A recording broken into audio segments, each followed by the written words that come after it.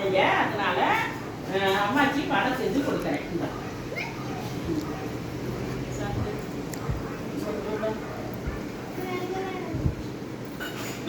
Okay, இப்போ வந்து stand up எல்லாரும் சாப்பிடுங்க. முதல்ல சாப்பிட்டு ஒரு டான்ஸு. ஹலோ ஃப்ரெண்ட், இப்போ இந்த சின்ன பிள்ளைங்க நமக்கெல்லாம் ஒரு டான்ஸ் அடி காட்டுவாங்க. Price the Lord.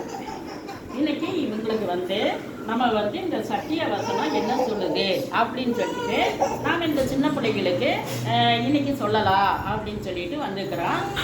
வாங்க ஃப்ரெண்ட்ஸ், இதை நம்ம கேட்கலாம்.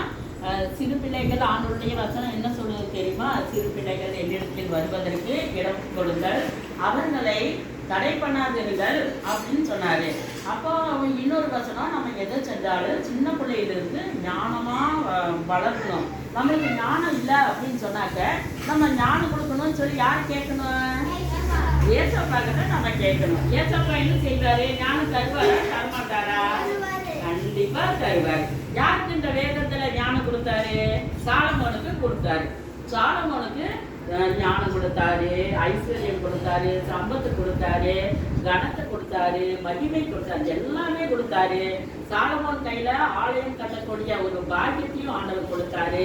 தன்னுடைய ராஜரீகத்துக்கு ஒரு அரண்மனையும் ஆண்டவர் வந்து கட்ட வச்சாரு. இப்படிப்பட்ட ஆண்டவர் வல்லமையுள்ள தேவன். அவர் எப்படிப்பட்டவர்? எப்படிப்பட்ட கட்ட பலமுள்ள தேவன். அப்போ சாலமன் என்ன பண்ணினாரு? அவன் மனைவிகளை நிறைய மனைவிகளை கட்டினாரு. அந்த மனைவிகள் என்ன பண்ணினாங்க? அவங்க வந்து புருஷன் கீழ்ப்படிய மாட்டாங்க. கீழ்ப்படியாதனால அவங்க என்ன பண்ணாங்க? விக்கிரகத்தை போய் கும்பிட ஆரம்பிச்சுட்டாங்க. விக்கிரகத்தை போய் கும்பிடலாமா? ஒரு பொம்மைகளை செய்யறோம். அந்த பொம்மைக்கெல்லாம் உயிர் இருக்குமா? உயிர் இருக்காது. யாருக்கு உயிர் இருக்கு? அவர் தான் வானத்தையும் பூமியும் உண்டாக்கின தேவன். அவர் ஒருவர் மட்டும்தான் கடவுள். வானத்தையும் பூமியும் உண்டாக்கின தேவன் அவர் ஒருவர் மட்டும்தான் பரிசுத்தமான தேவன். ஆண்டவருடைய வசனம் என்ன சொல்லுது தெரியுமா? வானம் எனக்கு சிங்காசனம், பூமி எனக்கு பாதப்படின்னு சொல்றாங்க. அப்ப ஆண்டவர் எப்படிப்பட்ட வல்லமையுள்ள தேவன்? வானம் சிங்காசனம். அப்ப பெரிய ஆண்டவர் அவருடைய அவரை பத்தி நம்ம ஆராயவே முடியாது. அப்படிப்பட்ட வல்லமையுள்ள தேவன் வந்து நம்ம வந்து கர்த்தரை நம்ம வந்து முழங்கால் படிட்டு நம்ம ஜெபிச்சா அவர் இறங்கி வருவாரு. இயேசுவே அப்படின்னு கூப்பிட்டாலும் உடனே ஓடி வருவாரு.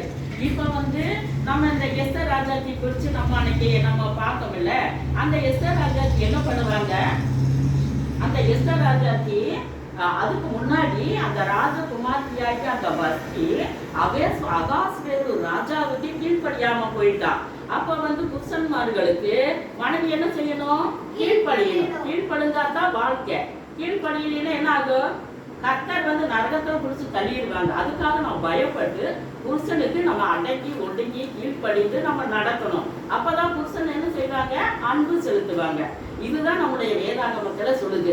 இந்த எஸ்தர் ராஜாத்தி எவ்வளவு பல நாடுகளுக்கு ராஜாத்தியா இருந்தாங்க. எந்த நாடுகளுக்கு, எத்தனை நாடுகளுக்கு எஸ்தர் ராஜாத்தி ராஜகுமார்த்தியா இருந்தாங்க? 127 நாடுகளுக்கு ராஜாத்தியா இருந்தாங்க. அதனுடைய பாக்கியம் அந்த அகாஸ்வேருவின் முதலாவது மனைவி. அந்த அகாஸ்வேரு அந்த ராஜகுமார்த்தியாருக்கு கீழ்ப்படியாதனால அவளை தள்ளி விட்டுட்டாங்க.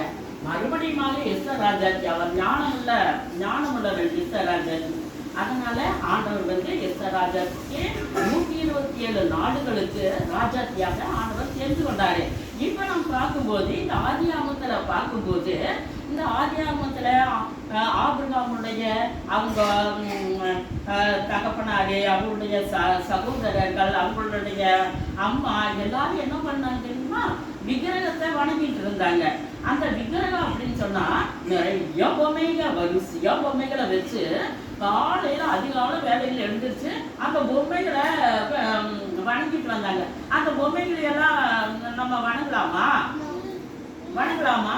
வணங்கவே கூடாது. அப்போ உயிருள்ள கடவுள் ஒருவர் மட்டுமே இருக்கிறாரு. அவர் மட்டும்தான் நம்ம வந்து வணங்கணும். இந்த பொம்மைகளை எல்லாம் நம்ம வணங்கக்கூடாது. அதனால அவங்க அப்பா அம்மா அவங்க சகோதரர்கள் ஆபிரகாமுடைய அப்பா அம்மா சகோதரர்கள் எல்லாரும் என்ன பண்ணாங்க தெரியுமா? எல்லாரும் அந்த விக்கிரகத்தை வணங்கிட்டு இருந்தாங்க. ஆனா இந்த ஆபிரகாம் மட்டும் வணங்காத உட்கார்ந்துட்டு இருந்தாரு. இன்னைக்கு அவங்க அப்பா சொன்னாரு, நீ வந்து போ அந்த பொம்மைகளை எல்லாம் வணங்கிட்டு வா அப்படின்னு சொல்லும்போது ஆபிரகாமுக்கு என்னாச்சு தெரியுமா? அந்த பொம்மைகளை வணங்கணும் அப்படிங்கிற அந்த எண்ணமே இல்லை. அவருக்கு மட்டும் ஏதோ ஒரு கடவுள் இருக்கிறாரு, உண்மையுள்ள தேவன் ஒருவர் இருக்கிறாரு, அவரை தான் நம்ம வணங்கணும் அப்படின்னு சொல்லிட்டு இவங்க அப்பா அம்மா சகோதரர்களை விட்டு வணங்கறதுக்கு போயிட்டாரு. அங்க போய் வானத்தை அண்ணாந்து பார்த்து உண்மையுள்ள தேவன் யார் அப்படின்னு கேட்கும் பொழுது அந்த வானத்துல இருந்து ஒரு சத்தம் வந்தது. ஆபிரகாம் கிட்ட ஆபிரகாமுக்கு ஒரு சத்தம் வந்தது. அப்போ ஆபிரகாமே, நீ என்ன பண்ணு, உன் இனத்தையும் உன் ஜாதியையும் உன் தகப்பனையும் உன் சகோதரர்களையும் விட்டு நான் உனக்கு காண்பிக்கும் தேசத்துக்கு போ, அங்கே உன்னை நான் பெரிய ஜாதியாக்குவேன். அப்படி உன்னை ஆசீர்வதிக்கிறவர்களை ஆசீர்வதிப்பேன், உன்னை வணங்குகிறவர்களை உன்னை வணங்குவார்கள். நீ நான் சொன்னபடி நீ போ, கானான் தேசத்துக்கு போ, நீ சம்பாதித்த பொருளை எல்லாம் எடுத்துட்டு போ. அப்போ ஆபிரகாம் என்ன செஞ்சாரு, இவருதான் உண்மையுள்ள தேவன் அப்படின்னு சொல்லிட்டு தன்னுடைய தகப்பன் தன்னுடைய சகோதரர்கள் எல்லாத்தையும் விட்டுட்டு கானான் தேசத்துக்கு போக புறப்பட்டாங்க. யாரெல்லாம் கூட்டிட்டு போனாரு? யார் எல்லாம் கூட்டிட்டு போனாரு? லேவி ஆபிரகாமுடைய அவங்க பெரியப்பா மகன் லோத்தை மட்டும் லோத்து தன்னுடைய மனைவி சாரா, தன்னுடைய வேலைக்காரிகள், அங்க இருந்து சம்பாதிச்ச பொருள் எல்லாத்தையும் எடுத்துட்டு ஆண்டவர் வந்து கானான் தேசத்துக்கு போக புறப்பட்டார். இப்படியா ஆண்டவர் என்ன செஞ்சாரு? இந்த ஆபிரகாம பொருளும் பொருளும் உடைய சீமானாக்கினார். ஏன் அப்படி ஆக்குனாருன்னா ஆபிரகாமுக்கு கீழ்ப்படிதல் இருந்தது. கீழ்ப்படிதல் இருந்ததுனாலதான் ஆபிரகாமை பெரிய ஜாதியாக்கி பொருளும் பொருளும் உடைய சீமானாக்கினார் என்று அப்படி இந்த வேதத்துல நம்ம பார்க்கிறோம். இதே போல கிதியோனும் அப்படித்தான். கிதியோனும் என்ன செஞ்சா தெரியுமா? அவனும் இந்த விக்கிரக தோப்புகள் எல்லாம் என்ன பண்ணுனா அவன் அடிச்சு நொறுக்கிட்டா. இதெல்லாம் கடவுள் கிடையாது, நம்ம படத்துல ஒரு கடவுள் இருக்கிறாரு, அவர் வந்து ஆவியா இருக்கிறாரு அப்படின்னு சொல்லி இந்த கிதியோன் வந்து ரொம்ப விசுவாசமா இருக்கிறாங்க. அப்போ இந்த சாலமோன் நல்ல ஆண்டவர் பத்தி தெரிஞ்சது. சாலமோன் ராஜாவா இருந்தாரு. அது சின்ன வயசுலயே சாலமோன ராஜாவா ஆண்டவர் தெரிஞ்சுட்டாரு. ஆனா அந்த மனைவிகள் மூலமா, கீழ்படியாத மனைவிகள் மூலமாக அவன் வந்து சாலமோன் என்ன பண்ணாரு, விக்கிரகத்தை ஆராய்ச்சிட்டாரு.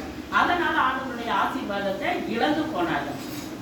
இது வந்து நம்மளுக்கு என்ன தெரியுது? கடவுள் ஒருவரே, அவர் ஒருவர் மட்டும்தான் நம்ம ஜெபம் பண்ணணும். நம்ம என்ன செய்யக்கூடாது? விக்கிரகத்தையெல்லாம் நம்ம என்ன பண்ணக்கூடாது? வணங்கவே கூடாது அப்படிங்கிறது இந்த வேத வசனம் நம்மளுக்கு எச்சரிக்கிறது. சரி, ஜெபம் பண்ணலாமா? இன்னைக்கு வந்து ஆங்கிலியன் ஜெபம் பண்ணணும். எது பண்ணணும்? எது உனக்கு தெரிஞ்சது இல்ல? நான் சொல்லுங்கக்கா, நீ சொல்லு, நானும் பண்றேன். நீங்க பண்ணுங்க, சும்மா 2 வார்த்தை வச்சு பண்ணுங்க.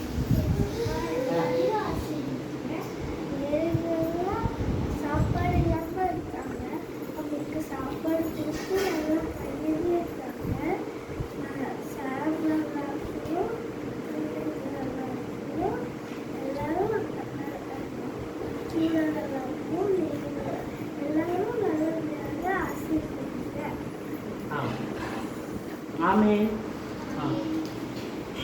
Our Father, which art in heaven, hallowed be thy name. Thy kingdom come, thy will be done on earth as it is in heaven.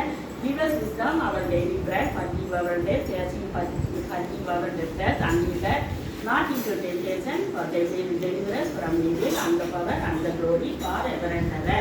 Amen. Amen. சொல்லுங்க. Amen. எல்லாரும் ஸ்தோத்திரம் சொல்லுங்க. ஏசப்பாவுக்கு ஸ்தோத்திரம். ஓகே, தம்பி சோத்திரம் சொல்லுங்க. ஏசப்பாவுக்கு சோத்திரம் சொல்லுங்க. Praise the lord. Praise the lord சொல்லுங்க. Praise the lord. ஓகே, எல்லாரும் பை சொல்லிருங்க. இப்போ நம்மள எவ்வளவு பேர் பார்த்துட்டு இருப்பாங்க. எல்லாருக்கும் பை, டாடா, பை பை.